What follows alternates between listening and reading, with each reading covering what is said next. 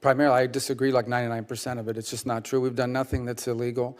We've been in over 600 briefings to Congress. We've asked questions. We've answered questions repeatedly. We get hundreds of questions a day. We respond them as quickly as possible. And your characterization of the moves that we made Mr. Secretary, I would false. just tell you, we are here because we need the information so that we can write our budget and on a bipartisan. Well, you'll have the information you need to write a budget. Okay, so will we get the details on the El Salvador arrangement? Yes or no? Well, which Salvador arrangement? Your agreement that you've made with them about. What agreement? The president of El Salvador agreed to take in 250 gangbangers, and we sent them. Funding details we have not gotten. We need to see what the costs are. In that. Well, we haven't funded that. We've provided them law enforcement assistance. I know you just claimed that we cut all this law enforcement assistance. We've provided El Salvador and other countries law enforcement assistance. They have the right to spend that money any way they wish. But they did us a big favor. They took 250 dangerous, trained out. We didn't deport any U.S. residents. No U.S. residents were reported. I'm not going to argue with you on that point. Well, it's not an argument, but don't say. Hey, Patriots. Welcome back to the channel. Your home for the unfiltered truth and the real story behind what's going on in Washington, D.C. If you love this country and you're tired of the same old mainstream narrative, you're in the right place. Today, we're breaking down a Senate hearing clip that's making the rounds online. A heated exchange between Senator Patty Murray and Secretary Rubio about USAID, foreign aid, and the so-called dismantling of programs that have been draining American resources for decades. Now listen, I watched this entire exchange, and I have to say, it's a perfect example of the left's obsession with spending your money overseas, all while ignoring the chaos and suffering right here at home. Senator Murray comes in hot, accusing Secretary Rubio of illegal actions because the Trump administration dared to take a hard look at USAID, the United States Agency for International Development, and, heaven forbid, tried to rein in some of the reckless spending. Thank you very much, Chair Graham. Senator Schatz, welcome to your new role. I look forward to working with both of you. Secretary Rubio, I am deeply concerned that you have overseen a systemic campaign to dismantle USAID, impound billions of dollars that this committee actually provided, and unilaterally remake the Department of State without the slightest bit of concern that you lack the authority to do that without Congress. It has created chaos, it's caused preventable deaths across the globe, and it has undermined American leadership. As Ranking Member Schatz noted, what you have done is outright illegal, a complete violation of bipartisan appropriation laws, the Impoundment Control Act, and the Anti-Deficiency Act. Within hours of taking office, President Trump halted all foreign aid in flagrant defiance of the law. Now, under your watch, Secretary Rubio, that freeze was implemented with chaos and cruelty. And then you illegally shuttered USAID, placing everyone on leave, halting life-saving work, literally locking people out of the building and out of their devices, even in dangerous corners of our world. You paid people not to work, abandoned our partners across the globe, and chaotically recalled global staff, putting more than 1,600 Americans who served our country abroad in limbo. And when you shut down the USAID payment system, you even refused to pay for services provided before the illegal freeze. You fought all the way to the Supreme Court, against paying for services U.S. businesses already rendered with funding that Congress already provided. And I know you know, Mr. Secretary, but you lost. And I assume you need the reminder because to this day, you have not made all the payments that are required by our nation's highest court, and as a result, American companies continue to lay off American workers. And by the way, you do continue to lose in court, including just yesterday over your move to illegally replace the U.S. Institute of Peace Leadership, and in recent cases over international broadcasting. Now, eventually, Mr. Secretary, you sent Congress notice of your intent to collapse the USAID into state. Only you didn't consult with this committee. That's required by law. It came without justification, also required by law, and it came long after USAID was reduced to rubble. So sadly, disregard for our laws and values, to me, has sort of become a pattern of your tenor, revoking visas when someone writes an op-ed you don't like, or reaching a secret deal to use taxpayer dollars to jail U.S. residents in a notorious foreign prison, no due process, or pointlessly leaving food assistance to rot in storage. Actually, in Dubai, we now have 500 tons of high-energy biscuits that expire in July. They're bought, they're shipped, they're stored, all at taxpayer expense. But you've condemned them to waste, and that is one example of many.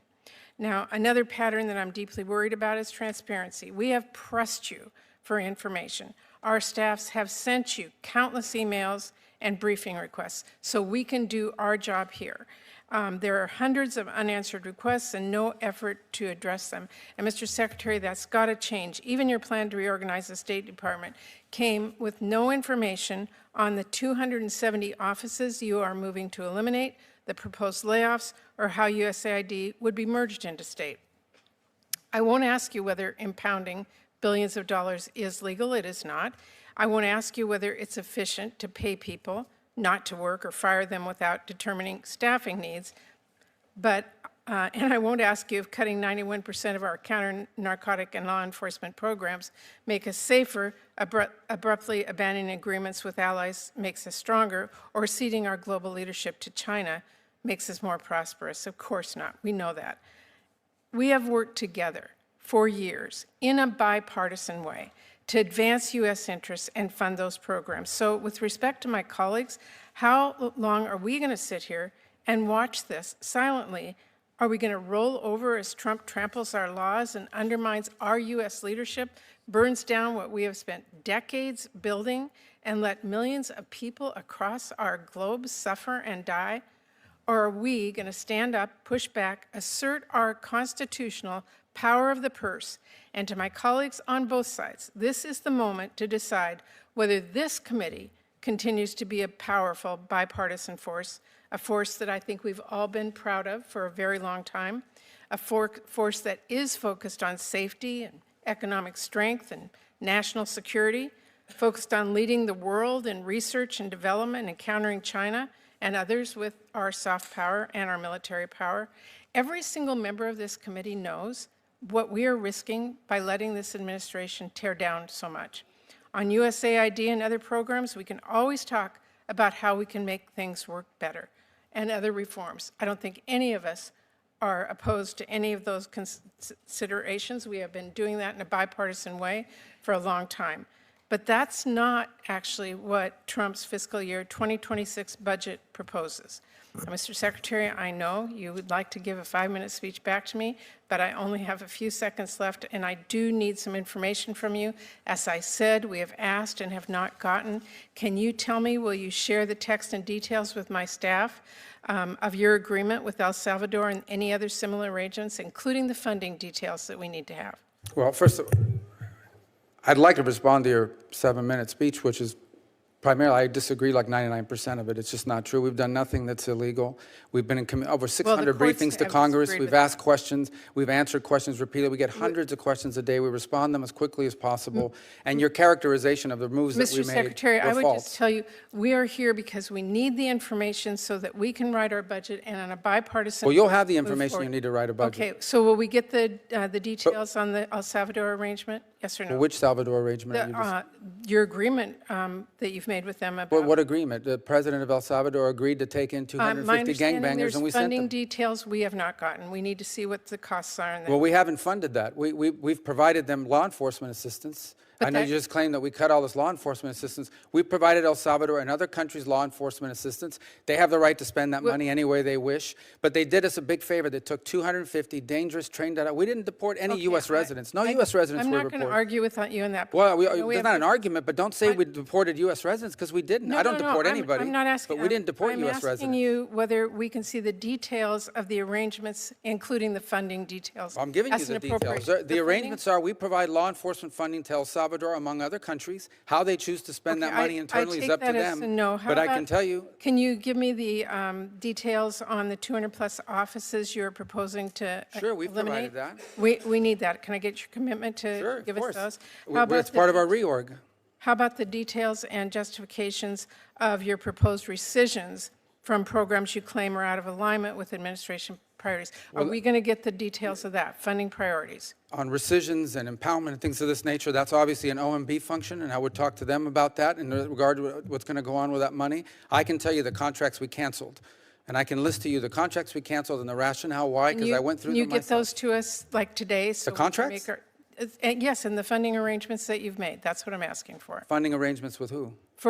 For any of the rescissions, for any of the funding, for any of the multiple congressional directives that you have given out so that we as an appropriations committee can make our funding decisions. Sure, you're going to have all that information you. when you I put together a appreciate budget. Thank you. I enjoyed that. Let's get real, folks. USAID has become a bloated, unaccountable bureaucracy. For years, they've been sending billions, billions, of your tax dollars to corrupt governments, failed programs, and so-called partners overseas, often with little to no oversight. And when a conservative administration finally says, hey, let's pause and see if this is actually helping America, the left loses their minds. They call it chaos, illegal, and cruelty. Give me a break. What Senator Murray calls chaos is what I call accountability. It's about time someone put a stop to the blank check mentality that's been plaguing our foreign policy for years. Why should hardworking Americans in Ohio, Texas, or Montana be footing the bill for high-energy biscuits, rotting in a warehouse in Dubai, or for programs that do nothing to make our country safer or stronger? Let's talk about the law. Murray throws out accusations, bipartisan appropriation laws, the Empowerment Control Act, the Anti-Deficiency Act. Look, I respect the law as much as the next guy, but Congress can't just write checks for programs that never get results.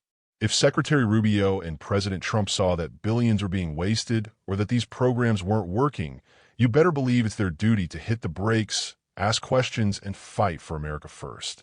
And then there's the transparency complaint. The senator says there were hundreds of unanswered information requests. Folks, we've all seen how this works. The left drowns the administration in paperwork, then acts shocked when not every email gets an answer within 24 hours. Secretary Rubio said they've held over 600 briefings. 600.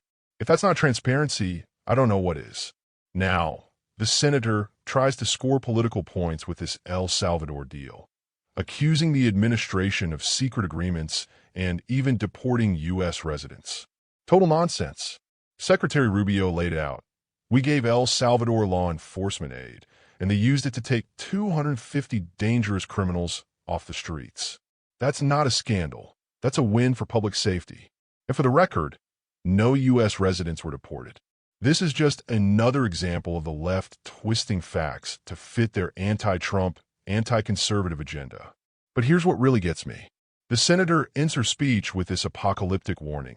Are we going to let the administration trample laws, undermine U.S. leadership, and let millions suffer and die? Give me a break. What undermines U.S. leadership is wasting American lives and dollars on programs that don't work, on aid that ends up in the hands of dictators, and on bureaucracies that answer to nobody. What makes America strong is putting America first. It's standing up for our Constitution, our borders, and our people. It's demanding results and accountability, whether it's in foreign aid or any other federal program. If the Trump administration wants to merge USAID into the State Department to streamline operations and cut waste, I say go for it. If they want to make sure every dollar spent abroad actually serves American interests, I say that's what we elected them to do. Let me be clear. This is not about turning our backs on the world. It's about making sure our generosity is smart, strategic, and serves the American people first. That's what real leadership looks like. So, patriots, don't buy the left's doom and gloom. Demand answers. Demand accountability. And remember, asterisk, your voice matters, asterisk. If you're tired of seeing your tax dollars wasted, if you want leaders who put America first, then keep speaking out. I know I will. If you like this breakdown, hit the like button, subscribe, and share this video with your friends and family. Drop your thoughts in the comments. Do you think it's time to rethink foreign aid? Should Congress keep writing blank checks? Or is it time for some real oversight? Let me know. Until next time, stay strong, stay free, and God bless America.